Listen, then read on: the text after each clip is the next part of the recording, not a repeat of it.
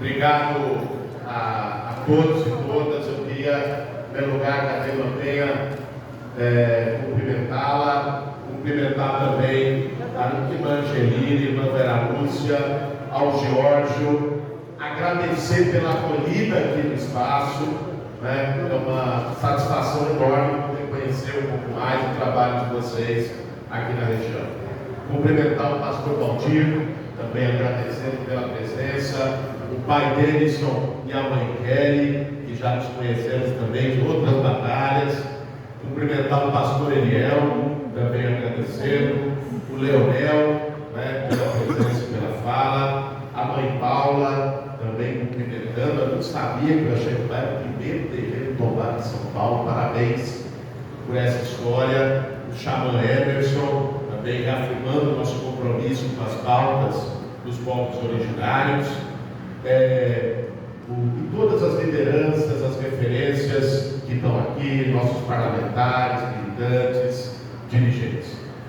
Olha, eu tenho vindo para essas atividades sempre com o meu caderninho, e ele sai, Jorge, cada vez mais completo daquilo que a gente escuta nas regiões.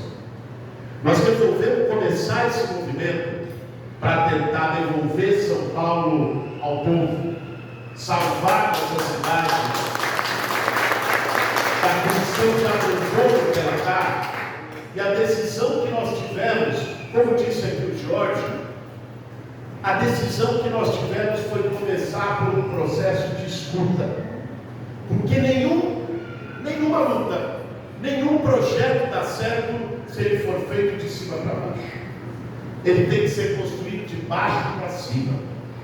Quem conhece os problemas da região do Jabaquara, de cada comunidade, da Vila Santa Catarina, do Jardim, de cada bairro e região daqui, tem quem vive aqui.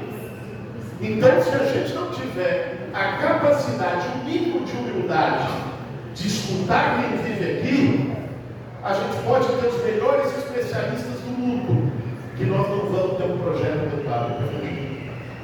Por isso nós criamos o movimento Salve São Paulo, por isso nós criamos uma plataforma de escuta que está tanto virtual, mas principalmente essa aqui, olho no olho, e o objetivo é passar pelas 32 regiões de subprefeitura de São Paulo, daqui até início do ano que vem.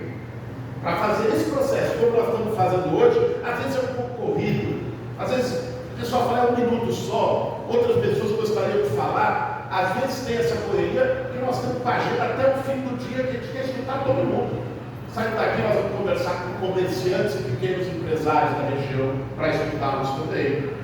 Nós vamos conversar com movimentos sociais da região, vamos para comunidades da região, vamos ver o problema do córrego do Cordeiro, lá no Jardim, que tem as enchentes, para discutir quais as soluções. Esse é o objetivo dessa passagem. Eu queria ser muito breve, apenas comentando algumas coisas que vieram e dizer da importância que é não só a liberdade religiosa, como foi falado aqui. Porque nenhuma religião que eu conheço prega a intolerância. Né? Eu tive também na minha casa uma formação cristã. E a formação que eu tive, quando o pastor me deu a Bíblia aqui, e já tenho a minha também, a formação que eu tive nunca pregou violência, ódio e ser intolerante com nenhuma outra religião. Isso é muito importante que a gente leve entre nós. O combate ao preconceito, o combate ao racismo religioso, o combate a todas as formas de intolerância e também o desenvolvimento de parcerias. Eu tenho feito questão de construir relação com todos os grupos religiosos que querem conversar conosco, né? De todas as orientações possíveis, como a diversidade dessa sala mostra, porque também quem está aqui, e os grupos que estão aqui, tem o seu trabalho com o povo na ponta. E uma liderança religiosa de uma região, ela é como se fosse um radar, como se fosse uma antena, porque os problemas do povo chegam. A gente viu isso na pandemia. Eu sou de um movimento social de luta por moradia, e na pandemia o porque a gente saiu para distribuir cesta básica, para fazer cozinha solidária, e a gente se deparava com lideranças religiosas de várias raízes fazendo a mesma coisa que a gente, na conta. Eu vejo isso conhecendo as instituições de ensino. A gente falou de educação infantil aqui, né? A irmã trouxe esse debate para nós, por onde nós estamos também. Várias têm essa parceria. Aqui o debate que nós temos que fazer não é ter ou não ter parcerias. Como disse muito bem, irmã, é que as parcerias sejam feitas com um processo de transparência, com um processo, no caso da educação, de ensino adequado, e que a prefeitura garanta essa fiscalização, que não faça de qualquer forma, de qualquer jeito, porque quem vai pagar o pato são os nossos filhos e as nossas filhas, se for assim. Isso é muito importante. Colocando o debate do ensino integral. Mas o ensino integral, ele tem que estar integrado com esporte, lazer, cultura. Não é simplesmente jornada estendida. Eu tenho debatido isso com vários educadores aqui na cidade de São Paulo sobre esse tema do ensino integral. Quando o governo do estado começou a implementar, e agora a prefeitura também, tem implementado de uma forma preocupante. Porque sabe o que eles fazem? Pastor, tem uma escola aqui nessa região. Eles transformam essa escola em ensino integral. E aquele adolescente ou jovem que não pode fazer ensino integral porque trabalha, ou seja, aquele numa situação econômica pior, a escola que é oferecida para ele é a 5 km de distância. Sabe o que isso estimula? Evasão escolar. Evasão escolar. Esse processo de ensino integral tem que se dar de forma planejada, dialogada com a comunidade escolar, dialogada com a região, dialogada com os professores, dialogada com as instituições que fazem os convênios. Isso para nós é muito importante. A educação integral é uma conquista. Eu me lembro do que foi histórico, criado pelo Darcy Ribeiro Sietes, no governo Brizola do Rio de Janeiro. Não é? Nós queremos que os nossos jovens tenham o primeiro livro, que os nossos jovens tenham o primeiro emprego e não a primeira arma.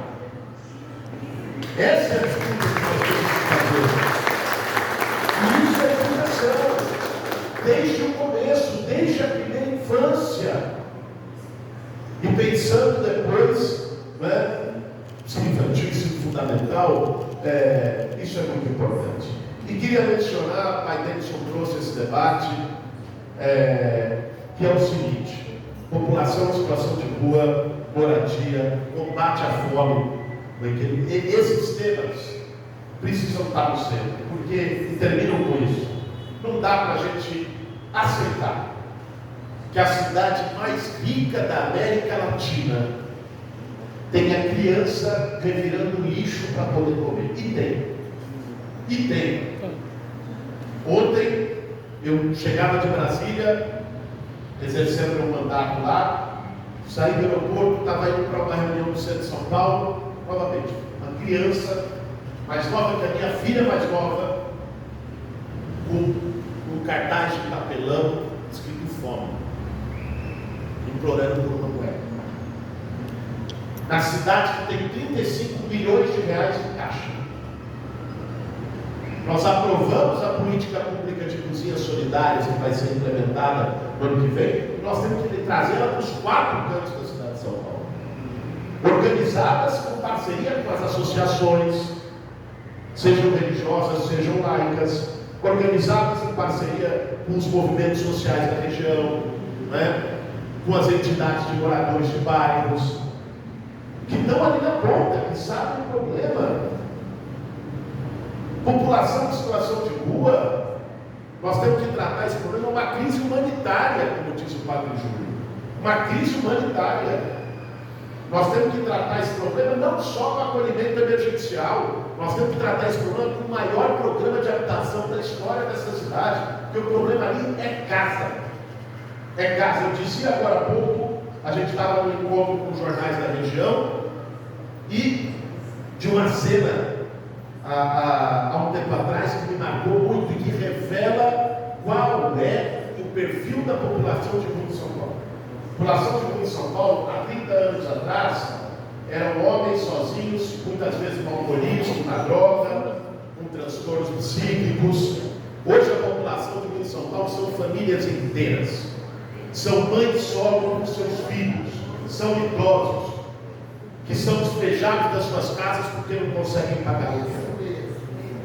Eu estava um dia lá na Barra Funda, relatei isso, mas era de partir o coração, que foi ver uma família que provavelmente tinha acabado de ser despejada, tentando reorganizar a sua casa embaixo do viaduto.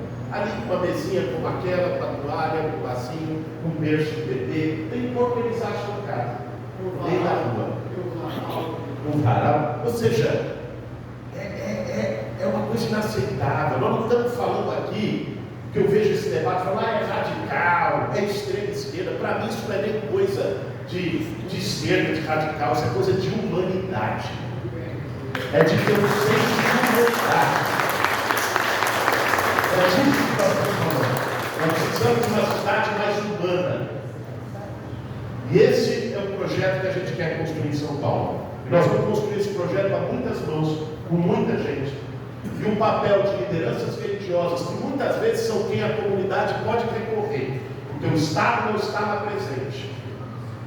Eu conheço pastores, padres, lideranças religiosas de várias batistas, de matriz africana de terreiro, que quando uma família tem um problema e fica sem um botijão de gás para fazer comida em casa, ela procura a igreja. Às vezes não procura o CRAS, porque o CRAS não está dando o atendimento devido para ela. Então, nós vamos vir dialogar e construir um projeto junto, com todos que estão na ponta. Quero dizer que vocês podem contar comigo. A construção que nós queremos fazer, irmã, é uma construção de diálogo, de baixo para cima, conhecendo experiências como essa aqui, ouvindo as vozes de todos vocês aqui. Nós vamos enfrentar uma batalha muito grande, porque do outro lado de lá vai ter muita mentira, vai ter máquina, vai ter baixaria, mas do lado de cá, além da verdade, nós temos um compromisso com o nosso povo, que eu tenho muita confiança que, assim como no ano passado nós derrotamos a mentira e fizemos esse país poder voltar a respirar, o ano que vem nós vamos fazer São Paulo voltar a respirar. Muito obrigado.